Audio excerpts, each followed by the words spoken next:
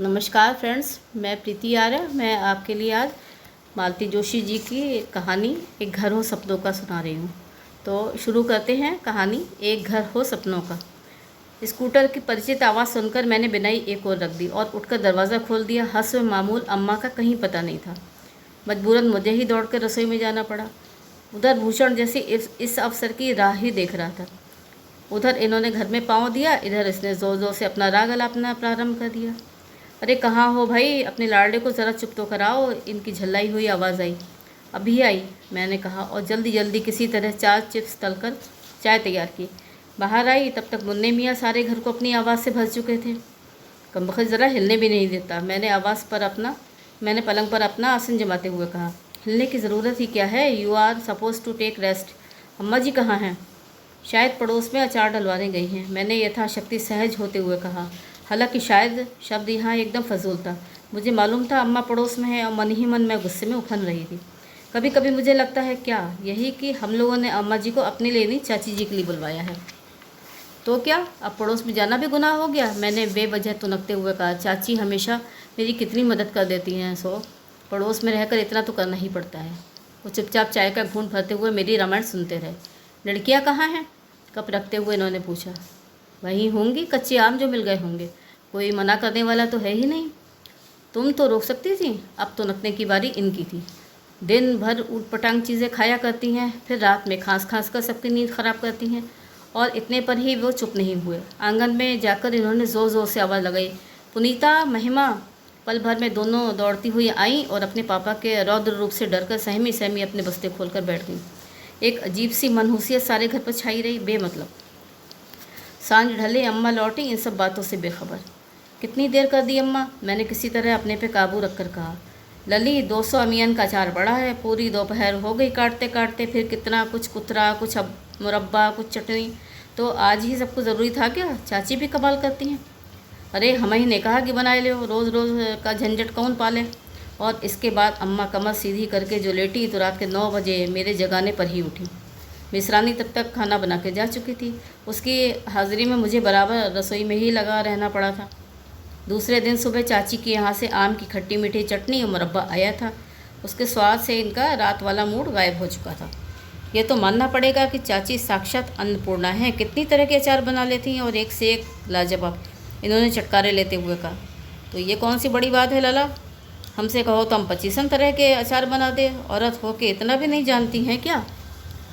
हम दोनों सिर्फ मुस्कुरा दिए। अम्मा यूँ तो दिन भर चाची के गुण गाएंगी, पर कोई दूसरा तारीफ़ करे तो उन्हें ईर्ष्या हो आती है। अच्छा अम्मा जी, ये बोले आप तो इतना सब जानती हैं, अपनी लाडली को आपने कुछ क्यों नहीं सिखाया? ढंग का अड़ोस पड़ोस ना हो तो मैं तो अचार खाने को तरस जाऊँ। मैंने बड़ी बड़ी आंखों से इन्हें घूरा, पर ये शरारती ढंग से मुस्कुराते रहे। अरे बेटा, वो बेचारी कहाँ से सीखे? अम्मा ने बिसूरना शुरू कर दिया। बाप ने कभू 5 निबुआ तो ला कर दिया नहीं, दूसरे की गृहस्थी में अपना काजोर। अम्मा देखो तो मुन्ना क्यों रो रहा है, अभी तो सुला कर आई थी। मैंने किसी तरह अम्मा को रसोई से बाहर ठेलते हुए कहा। फिर बेमतलब मोहल्ले टोले की बातें ले बैठी, जिससे अम्मा की बातें डूब जाएं। तुम्हें क्या हो जाता है अम्मा? कभी कभी इनके दफ्तर जाते ही मैं फट पड़ी। क्या हुआ री? कहाँ कहाँ की बातें ले बैठती हो? किससे कौन सी बात कही जाए, इसका तो आपको होश ही नहीं रहता। गड़े मुद्दे उखाड़ने की भला क्या ज़रूरत थी? बात से बात निकल ही आए हैं बिन्ना, और फिर लल्ला कोई पराए हैं? अम्मा ने भोला सा मुँह बना के कहा। क्या उत्तर देती मैं? कैसे समझाती उन्हें कि सही बात मालूम होने से ससुराल में मेरी कितनी किरकिरी हो जाएगी। यहाँ तो सब लोग यही जानते हैं कि बहू इतने बड़े ज़मींदार की भांजी है। इसका एक भाई धनबाद की कोयले की खानों में बड़ा सा इंजीनियर है, छोटा भाई हवाई जहाज़ का पायलट। कभी मैंने इन्हें यह आभास ही नहीं होने दिया कि सारा बचपन मैंने मामा मामी के आश्रम में बिताया है। मेरे अफसर भाई भी उन्हीं की छत्र छाया में पलकर बड़े हुए हैं, और मेरा कन्यादान भी मामा ने दान की भावना से ही किया था। पिताजी के रहते भी अनाथों का सा जीवन बिताया था हम लोगों ने। उस मानसिक यंत्रणा की स्मृति अब भी जहर सी लगती है। अपने आत्मगौरव को अब ज़रूरत से ज़्यादा सहेजने लगी हूँ मैं। तीसरे पहर अम्मा बोली, लली हम तनिक दुल्हन के साथ बाजार हो आएँ। क्या लाना है? मैंने रूखे स्वर में पूछा। दुल्हन अपने तई धोती खरीदेंगे, शादी में जाएंगी ना। मन में आया कह दूं आपको उनके साथ बॉडीगार्ड बनकर जाने की क्या ज़रूरत है, लेकिन कह न सकी। जिस बासुलब उत्साह से वे पूछने आई थी उसका लिहाज करना पड़ा। बाद में बड़ी देर तक मैं भुनभुनाती रही। ये भी कोई तरीका है? आप दिन भर दूसरों के यहाँ पहरा देती रहें, यहाँ मेरी लड़कियाँ भूखी बैठी रहती हैं। ये बेचारे चाय के लिए तरस जाते हैं। इनके आराम के लिए हमने मिश्रानी रख छोड़ी है और आप देखो तो दिन भर दूसरों के यहाँ व्यर्थ में खटती रहती हैं। आज पापड़ हैं तो कल बढ़िया, आज धनिया साफ़ हो रहा है तो कल हल्दी पिस रही है। पड़ोस के घर के प्रति यह मोह सीमा पार करता जा रहा है। कहाँ तो हम डर रहे थे कि इस ज़रा से क्वार्टर में अम्मा का दिल नहीं लगेगा। भैया का शाही बंगला याद करके ये संकोच से भर उठते थे। ये तो मेरी ही जिद थी जो अम्मा को यहाँ ले लाई। भूषण के भरोसे लड़कियों को संभालने की बड़ी समस्या थी। फिर मेरा भी मन अम्मा के पास रहने को हो रहा था। भैया के पास साल 2 साल में चक्कर लगा आती हूँ, पर वहाँ सब कुछ कितना फॉर्मल होता है। उस वातावरण में खुलकर हंसना बोलना भी संभव नहीं। यही सोचकर अम्मा को बुला लिया था। सोचा उन्हें भी कुछ परिवर्तन चाहिए। अम्मा के टैक्सी से उतरते ही पड़ोस के पंडित जी ने भौजी पाए लागी कहा तो अम्मा एकदम निहाल हो गई। फिर बड़ी आसानी से वो चाची की जीजी बन गई और जब उन्हें शादी का दुल्हन पुकारने लगी। इस रिश्ते की मिठास ने पड़ोस के संबंधों को और भी मजबूत बना दिया। अम्मा तो जैसे अपना सारा वात्सल्य उन्हीं पर उड़ेले दे रही थी और लड़की दामाद होकर भी हम लोग इस दौड़ में बहुत पीछे रह गए थे। इनके दफ्तर से लौटने से पहले मैंने चाय नाश्ता तैयार कर दिया था ताकि कल की तरह इनका मूड ऑफ ना हो पाए। अम्मा जी कहाँ हैं? चाय पीते हुए इन्होंने पूछा। चाची के साथ बाज़ार गई है, शायद उन्हें कुछ कपड़ा ख़रीदना था, मैंने बताया और संभावित व्यंग्योक्ति का उत्तर देने के लिए तैयार होकर बैठ गई। लेकिन इनका मूड आज अच्छा था। बोले अच्छा तो अम्मा को कुछ पैसे दे दिए ना, शायद वे कुछ ख़रीदना चाहें। उन्हें भला पैसों की क्या ज़रूरत है? उनके बेटे उन्हें नोटों की गड्डियाँ देते रहते हैं, मैंने दर्द से कहा। पर सच तो ये था कि मैं भीतर ही भीतर शर्म से सिकुड़ गई थी। जो बात यह सोच सके वो भला मेरे दिमाग में क्यों नहीं आई। गुस्से के मारे मैं बस इतना ही कह पाई थी उस वक्त, तंगा वंगा कर लेना, नहीं तो चाची के साथ घिसटती फिरोगी। बाज़ार बहुत दूर है। दिन ढले वे लौटी और सीधे मेरे कमरे में। ये घर पर थे नहीं, लड़कियों को लेकर घूमने गए होते। संकोच का कोई प्रश्न था ही नहीं। वही चाय बनी और बड़ी देर तक साड़ियों के रंग रूप की चर्चा होती रही। अम्मा का उत्साह और खुशी देखने लायक थी, जैसे कपड़ा उन्हीं के लिए आया हो। अच्छा बिन्नी, ये पड़ोस के लाला जी PWD में है ना? चाची के जाते ही अम्मा ने कहा। हाँ क्यों, क्या तनख्वाह होगी? मुझे नहीं मालूम, तुम तो दिन भर बैठी रहती हो चाची के पास, पूछ क्यों नहीं लेती? अम्मा कुछ क्षण विचार में बैठी रही। कुछ देर वाला उत्साह जाता रहा था। तेरे बाबूजी भी तो PWD में थे ना?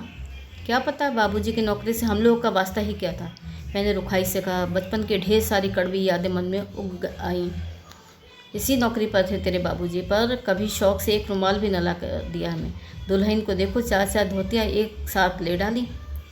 अम्मा का स्वर ऐसा था कि मुझे दया हुआ। ये सांत्वना सी देते हुए मैंने कहा, ये भी कोई साड़ियाँ हैं अम्मा? मैं तो उनके सामने यूं ही तारीफ़ कर रही थी, वरना तुम्हारी हर साड़ी उनसे कीमती है। ये जो साड़ी तुम पहने हो जानती हो पूरे 70 की है, भैया लखनऊ से लाए थे मेरे सामने। अम्मा बड़ी देर तक सफ़ेद लखनवी चिकन की अपनी साड़ी को उलट पुलट करती रही, फिर बोली, अब 100 की भी पहन ले तो क्या, पर पहनने का मन था तब तो उतरन पुतरन में ही काटी है। आंसुओं से भीगा अम्मा का चेहरा का ये वाक्य बड़ी देर तक मेरे मन को मथता रहा। अपना अभिशप्त बचपन आंखों के आगे घूम गया। बचपन की उन स्मृतियों में बाबूजी की भूमिका खल पुरुष की सी थी। याद पड़ता तो यही है कि अम्मा जब तब तीनों बच्चों को लेकर बाबूजी के दरवाजे पर जा खड़ी होती। सफ़र की थकान के बीच भी हम लोगों के मन में घर लौटने का उत्साह होता। घर हमेशा सपाट और वीरान मिलता, न बर्तन, न बिस्तर, न खाने का सामान। अम्मा हर बार नए सिरे से घर को चमकाती हैं। हम लोगों का दाखिला नए स्कूलों में कराया जाता, लेकिन ये नाटक थोड़े दिनों तक ही चल पाता। मामा जी की दी हुई पूंजी समाप्त होने लगती और एक बार फिर हम सबको लौटना होता अपने ननिहाल। बाबूजी ना तो आने पर हमारा स्वागत करते, ना जाते हुए उनका मन भारी होता। उनके तो लोग परलोक जैसे सब बोतल से ही बंधे थे। हम लोग शर्म से बचते हुए पिछले दरवाजे से प्रवेश करते। छोटी मामी मुंह में पल्लू दबा कर कहती, जी हो, ननद रानी आ गई। अटे सने हाथ लेकर बड़ी मामी दौड़ी दौड़ी आती और कहती, अरे अब की तो बहुत दिन लगा दिए ससुराल में। अम्मा गुमसुम बैठी रहती हैं। 2-4 दिन उनका यही रूप रहता, फिर धीरे धीरे रसोई में, गायों के बाड़े में, कुएं पर, सब जगह पे फिरकनी से घूमने लगती और मामी लोगों को आराम हो जाता। फिर किसी दिन किसी बात पर उनके स्वाभिमान को ठेस लगती और वो मैं लाभ लश्कर पति के दरवाजे पर जा पहुंचती। फिर किसी ऋतु चक्र की तरह अम्मा का ये आवागमन भी अबाधित रूप से चल रहा था। कुछ ज़्यादा समझने की उम्र नहीं थी, फिर भी ये बात खटकती थी। मौसी लोग आती हैं तो आराम से बैठी रहती हैं, उनके लिए, बच्चों के लिए नए नए डिज़ाइन के कपड़े बनते हैं। जाती हैं तो साथ मेवे, मिठाइयों के, फलों के टोकरे जाते हैं। हम लोगों के हिस्से में ये सत्कार, ये सम्मान नहीं होता। और एक बार इसी तरह हम लोग विदा हो रहे थे, तब मामा जी ने गुस्से में कहा था, बसंती तेरी तो मर्जी हो वो कर, लेकिन इन लड़कों की ज़िंदगी बिगाड़ने पर क्यों तुली है? बार बार के आने जाने में इनकी पढ़ाई का सत्यानाश हो रहा है, ये तेरी समझ में नहीं आएगा। और सचमुच दोनों भाइयों को उन्होंने हमारे साथ नहीं भेजा था। इस बार अकेली मैं ही अम्मा के साथ गई थी। मुझे भी वहाँ जाना अच्छा नहीं लग रहा था, खासकर वहाँ से लौटना मन में अजीब सी ग्लानि भर देता था। जैसे जैसे बड़ी होती गई, मैं स्कूल का, पढ़ाई का बहाना करके घर पर ही रह जाती, लेकिन अम्मा बदस्तूर जाती रहीं। पता नहीं किस सुख की आशा में वो दौड़ दौड़ कर वहाँ जाती रहीं। बाबूजी की बीमारी में तो पूरे 8 महीने वहीं रहीं और उनकी मृत्यु पर ऐसी बिलख बिलख कर रोई कि उन्हें देखकर मुझे ही रुलाई आ गई थी। नहीं तो पिता नामक व्यक्ति के लिए मेरी आंखों से एक बूंद भी नहीं निकली थी। अम्मा की बात जैसे उन सारे दुखों को साथ जगा गई थी। 2-4 दिन बाद ही चाची अपने भतीजे की शादी के लिए अलीगढ़ चली गई। जाते हुए अम्मा के पाँव छूने आई तो अम्मा ने अपनी सौगंध दिलाकर कहा, लाला से कहियो खाना यहीं खाएंगे, घर पर खटपटी करने की ज़रूरत नहीं। वे दोनों बेचारे मुंह ताकते रह गए। संकोच तो खैर था ही, पर मेरी रसोई में कभी कभार अल्लम गल्लम पकता था, उनकी इसे खबर थी। इसी कारण मैं भी इसरार नहीं कर पा रही थी। आखिर पंडित जी को ही उपाय सोचा। बुआ जी, अब इस बुढ़ापे में लड़की के घर का खाते क्या अच्छा लगूंगा? और मैं जो चल रही हूँ, तुम्हारी बात और है, तुम्हारे 2-2 लाल हैं, बिटिया का घर भर देंगे, मैं गरीब ये कर्ज कैसे उतारूँगा? बेटों की प्रशंसा से अम्मा गदगद हो उठी और बोली, अच्छा चलो तुम्हारी बात मानी, पर एक शर्त है, खाना तुम नहीं बनाओगे। दुल्हन के हाथ की पूरी पकवान तो बहुत खाए हैं, कुछ दिन मेरे हाथ की कच्ची पक्की भी खा के देख लेना। बेचारे बड़ा मना करते रहे, पर अंत में यही व्यवस्था पक्की हुई। तुम भी अम्मा कहाँ कहाँ की बला सर ले लेती हो। उनके जाते ही मैंने कहा, चाची कोई आज पहली बार तो नहीं जा रही हैं, पंडित जी तो स्वयं बना लेते हैं। तो क्या हुआ लली, 4 रोटियां हम ही सेक देंगे तो क्या है, बेचारे दोनों जने कितना आदर सम्मान करते हैं, इतना तो अपन को करना ही पड़ेगा। मैं चुप ही रही। ज़िंदगी भर अम्मा ने रोटियां सेकी हैं दूसरों की, लेकिन वो मजबूरी दूसरे प्रकार की थी, ये दूसरे प्रकार की। मान मनोहार की भूखी अम्मा क्यों मेरे पड़ोसियों पर जान छिड़कती हैं, अब ये मेरी समझ में आया। पति से तिरस्कृत नारी की हर जगह दुर्गति होती है, चाहे ससुराल हो चाहे पीहर में। वो तो बिना पेंदे की लुटिया होती है, इधर चाहा लुढ़का दिया, बिना पैसे की नौकरानी होती है, जब चाहा जैसे चाहा काम लिया और बस छुट्टी। जिसके पीछे 4 बच्चे होते हैं उसे तो ये जहर का घूंट पीना ही पड़ता है। अकेली जान हो तो कुएं में कूद जाए कोई। भैया भाभी के राज में अम्मा खूब आदर बटोर रही थी, लेकिन भौजी सी मिठास उस नीरस माता जी में कहाँ थी। चाची चली गई और पंडित जी की रसोई पर अम्मा का आधिपत्य हो गया। उन्हें समय पर सुस्वादु भोजन करवाने में उनका उत्साह जैसे छलक पड़ता था। सुबह खिला चुकती तो शाम के नाश्ते में सोचती, रात को लेटे लेटे सुबह की प्लानिंग करती। कभी दाल भिगो देती, कभी चने, कभी गीला मसाला डालती तो कभी सूखा। जितने प्रकार के चावल वो बनाना जानती थी, सबका नमूना उन्होंने 8 ही दिन में पेश कर दिया था। आलू की सब्ज़ी कोई 4-5 किस्म की बनाकर खिलाई। चाची को कटहल देखने से भी चिढ़ती, इसलिए बनने का कभी सवाल ही नहीं उठता था। लेकिन अम्मा ने दामाद को कहकर कटहल मंगवाया और उसकी सब्ज़ी परोसकर पंडित जी को सुखद आश्चर्य में डाल दिया। वो कहते, भौजी इसी तरह महीना 2 महीना तुम्हारे हाथ का खाता रहा तो नए कपड़े बनवाने पड़ेंगे। रहने दो लाला, क्यों मुँह देखी कहते हो, आधे भी तो नहीं रह गए हो। दुल्हन आकर मुझसे न लड़े तो देख लेना। लेकिन अपनी प्रशंसा उन्हें पुलकित करती, वो उनका खिला खिला चेहरा ही बता देता। अम्मा, मैं कहती किसी दिन भैया आकर देख लें तो कितना नाराज़ होंगे, वो तो तुम्हारे आराम का कितना ख्याल रखते हैं। अरे तो आराम की कमी है मुझे। अम्मा एकदम बेफर उठती, मैं कोई लंगड़ी लोली हूँ, अपाहिज हूँ, बीमार हूँ, बस एक कमरा दे दिया, दिन भर पलंग तोड़ो और दीवार से सर फोड़ो। भाभी बातें नहीं करती, बस कभी कभी। फुर्सत कहाँ है, मीटिंगें चलती रहे दिन भर, ना हमें साथ लिवा जाती हैं, ना कोई हमारे पास आता है, ना कोई बात कहने को, ना कोई काम करने को। इतना सी बस जी घबराता है। अम्मा के उस एकांतवास की कल्पना से मेरा भी जी घबरा उठता। भैया के यहाँ जब भी जाती मेरे हिस्से में वही आता था। कभी कभार छोटे भैया के यहाँ चली आया करो, मन बहल जाएगा। ना बाबा, बड़का तो फिर भी कभी 5-10 मिनट आकर बैठता है, छोटा तो पूरा अंग्रेज बन गया है।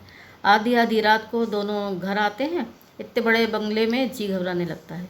बड़के के यहाँ बच्चों की रौनक है, खाने पीने का भी विचार है। वे अपने कुछ भी खाए पिए, हमारे बर्तन, हमारी महाराजें सब अलग है।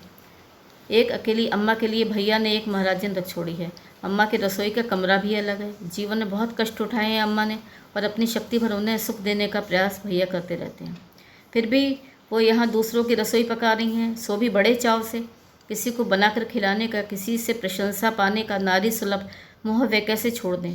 भैया के यहाँ तो वो किसी काम में हाथ नहीं लगाती। हाँ, मैं जब जाती हूँ तब भले ही शौक़ से कुछ खिला पिला दें, और दिनों में तो वो बस तरस कर रह जाती हैं कि भैया किसी चीज़ के लिए कहें और वो बनाकर खिलाएं। लेकिन उन्होंने कभी नहीं कहा कि अम्मा तुम्हारे हाथ की अमुक चीज़ खाए हुए बहुत दिन हो गए। फिर उनका दोष भी क्या। खाने खेलने की उम्र तो दूसरों की देहरी पर बीत गई। जो सामने आया कृपा प्रसाद समझकर खा लिया। अपनी कोई पसंद नापसंद जैसी चीज़ थी ही नहीं। माँ से किसी बात के लिए हट किया जाता है, ये बात उन्होंने जानी ही कब। तो अम्मा अपना चिर संचित शौक़ पूरा कर रही थी। इतनी भरी पूरी रसोई पर एक छत्र अधिकार उन्हें पहली बार मिला था। मेरा घर फिर भी लड़की का घर था। थोड़ा बहुत संकोच तो हो ही जाता है। सिर्फ खाना बनाकर ही उन्हें तृप्ति नहीं थी। कभी दाल लेकर बीनने बैठ जाती, कभी चावल, कभी किसी चीज़ को धूप दिखाती, कभी किसी चीज़ को। यूँ चाची बड़ी सुघड़ गृहिणी थी। सारा सामान हमेशा कुटा पिसा साफ़ सुथरा रहता। फिर भी अम्मा अपने लिए छोटे मोटे काम निकाल ही लेती। अम्मा का दरवाज़ा पीछे से बंद कर रसोई का दरवाज़ा पीछे से बंद कर चाबी अपने पास ही रखती, ताकि पंडित जी के आने से पहले चाय नाश्ता तैयार कर सकें। छुट्टी वाली दोपहर दिन भर खूब सो लेने के बाद 4 बजे इन्होंने आंखें खोली। घर बड़ा सुनसान लग रहा है, कहाँ चले गए सब लोग भाई। वो उठने का उपक्रम करते हुए बोले, लड़कियाँ खेलने निकल गई हैं, अम्मा शायद तुम्हारे संकोच से पड़ोस में पड़ गई होंगी। पड़ोस में क्या, पंडित जी तो शादी में गए हैं ना। चाबी तो अम्मा के पास है। तब तो आज चाय मैं बनाऊंगा। तुम्हारी माँ ही तब से रसोई घर में नो एडमिशन का बोर्ड लगा दिया है तुमने। मुझे भला क्या एतराज़ हो सकता था, मज़े से बैठी बुनती रही। लेकिन इतने आराम से चाय पीना उस दिन भाग्य में नहीं था। 2 ही मिनट बाद वो बाहर आए और बोले, रेखा 1 मिनट इधर आओ। क्या है। इनकी आवाज़ में ऐसी रहस्यमयता थी कि मैं घबरा उठी। इनके पीछे पीछे रसोई की खिड़की में देखा, अम्मा 10-12 पीतल के छोटे छोटे डब्बों का ढेर लेकर बैठी हैं, उन्हें नींबू से और आग से चमका रही हैं। ये क्या हो रहा है अम्मा। मैंने एकदम आंगन में जाकर कहा, अरे ये डिब्बे इतने कलिया गए हैं। हमने सोचा ओफो, तो क्या हो गया, ये तो बरसात के दिन है, 2-4 दिन बाद फिर वैसे के वैसे हो जाएंगे। तो क्या हुआ, 2 दिन में चमकेंगे। इतनी सहजता से उन्होंने कहा कि मुझसे उत्तर देते ना बना। 2.5 महीने के बच्चे का ख्याल छोड़कर मैं भी वहीं बैठकर उनका हाथ बटाने लगी। किसी तरह वो आयोजन पूरा हुआ। फिर उन्हें धो पोंछ कर पूर्ववत रखा गया और ऐसा यथास्थान रखा गया। चाची की अनुपस्थिति में उनके घर में इतनी दखलंदाजी करना मुझे अच्छा नहीं लग रहा था, पर अम्मा बड़ी तृप्त दृष्टि से चमकते डिब्बों की उस कतार को देख रही थी। चलो अम्मा घर चले, मैंने कुछ सख्ती से कहा। घर पर आकर वे बड़ी देर तक गुमसुम बैठी रहीं। मुझे लगता रहा मेरा स्वर कुछ ज़्यादा कड़ा तो नहीं हो गया था। मैं यूं ही इधर उधर की बातें निकालती रही ताकि वो सब भूल जाएं। लली बड़ी देर बाद वो बोली, झांसी में हमारे पड़ोस में एक मराठन थी। उसका घर जब देखो चमचम चमकता था। उसे अपने घर बुलाते भी ला जाती थी। घर में बस एक कनस्तर था आटे का, बाकी सौदा जैसा बनिए कि यहाँ से बंद कराता वैसा ही रखा रहता। सारी शाम अम्मा उदास बनी रही, बस बार बार एक ही बात कहती रही, यही PWD की नौकरी तेरे बाबूजी की भी थी, यही लाला जी की भी है, पर दुल्हन को देखो कैसी ठाठ से रहती है। बेचारे पंडित जी का परिवार बहुत साधारण था, बाल बच्चे थे नहीं, इसलिए 4 चीज़ें भी घर में आ गई थी। लेकिन अम्मा के भाग्य में छोटी छोटी चीज़ों के लिए तरसना ही लिखा था। आज बहुओं की रसोई में गैस के चूल्हे हैं, इलेक्ट्रिक ओवन है, बाथरूम में गीज़र है, लेकिन अम्मा स्टोव पर खाना बनाने की तमन्ना भी पूरी न कर सकी। मामा का घर तो था देहाती, इतने लोगों का खाना लकड़ी पर ही बन सकता था, लेकिन पति के शहरी मकान में स्टोव पर खाना बनाने का उन्हें बहुत शौक़ था। बहुओं के पास चीनी के, स्टील के, मुरादाबादी बर्तनों के सेट्स लगे हुए थे, पर अम्मा को दूध के लिए एक स्टील की पतीली की इच्छा थी। वो भी मन ही मन में रह गई, और दूध भी कितना आता, पाव भर कि आधा सेर बस।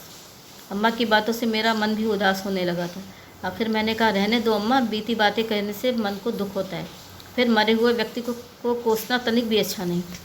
रात दिन मेरा मन तो जलता है लली, कभी तो बात मुँह पर आती ही है। गृहस्थी का सुख देखा ही क्या है मैंने, घर बसाना और चीज़ है, बच्चे पैदा करना और। अम्मा पर उदासी का यह आलम 2-3 दिन बड़ी मुश्किल से रहा। पंडित जी जिस दिन घर आने वाले थे उस दिन सुबह से उनका उत्साह देखते बनता था। उनका दूध लेना, पानी भरना, झाड़ू बुहारी, सारा काम अम्मा ने बड़े मनोयोग से किया था। शाम को वे आए तो अम्मा ने ही उन्हें बनाकर खिलाया। रात बड़ी देर तक उन लोगों से बातें चलती रहीं।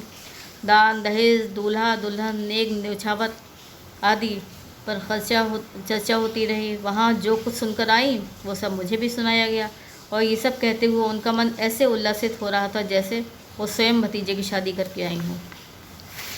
अब अम्मा के पास कोई काम नहीं था। ये बड़ा खाली खाली सा अनुभव कर रही थी। सुबह देर तक बैठी भूषण को खिलाती नहीं तो बच्चों में उनका मन नहीं कम ही लगता था। दोपहर में जब सब दफ्तर जा चुके तब चाची के घर का सफाई अभियान शुरू किया। फर्श धो पोंछ कर साफ़ किया, खिड़कियों के शीशे चमकाए, एक एक चीज़ अलमारी से उतार कर नए सिरे से रखी। बाहर से लौटने पर चाची का यह हमेशा का कार्यक्रम था। अपने साफ़ सुथरे घर पर उन्हें नाज था और इसके लिए उन्हें मेहनत भी कम नहीं करनी पड़ती थी। मैंने सोचा इस बार कम से कम किचन उन्हें चाक चौबंद मिलेगा, कम से कम वहाँ उन्हें मेहनती नहीं करनी पड़ेगी। पर जब वहाँ भी उन्होंने डिब्बे, बरनी, टोकरी और सूप आदि उतारने प्रारंभ किए तो मुझसे रहा नहीं गया। चाची, अम्मा ने बहुत चौकसी रखी है आपके किचन में, ज़रा भी कूड़ा नहीं मिलेगा, और सारे डब्बे भी मांज कर साफ़ किए थे एक दिन। मैंने और चाची ने एक साथ डिब्बों की ओर देखा। बरसाती हरे काले धब्बों से लेकर वे मेरा मुंह चढ़ा रहे थे। जीजी ने बहुत किया है बिटिया, ये बता रहे थे, माँ भी क्या करेंगी, ऐसी सेवा की है, पर अब उनकी उम्र भी तो नहीं है ये सब करने की, चाची ने सांत्वना से देते हुए कहा। फिर दूसरे दिन चाची ने डिब्बों का उद्धार किया, तीसरे दिन कच्चे आंगन को लीपा, और चौथे दिन अम्मा मेरे आंगन में बैठी उदास भाव से देखती रही। और फिर अचानक एक दिन उन्होंने घर जाने की इच्छा प्रकट की। ऐसी क्या जल्दी है अम्मा, अब बिटिया के घर ज़्यादा रहें तो अच्छा थोड़ा ही लगता है, एक ना एक दिन तो अपने घर जाना ही है। और मैं सोच रही थी कहाँ था अम्मा का घर, अपना घर कब था। नमस्कार, ये थी आज की कहानी, और अगर पसंद आई हो तो मेरा चैनल ज़रूर सब्सक्राइब करिएगा।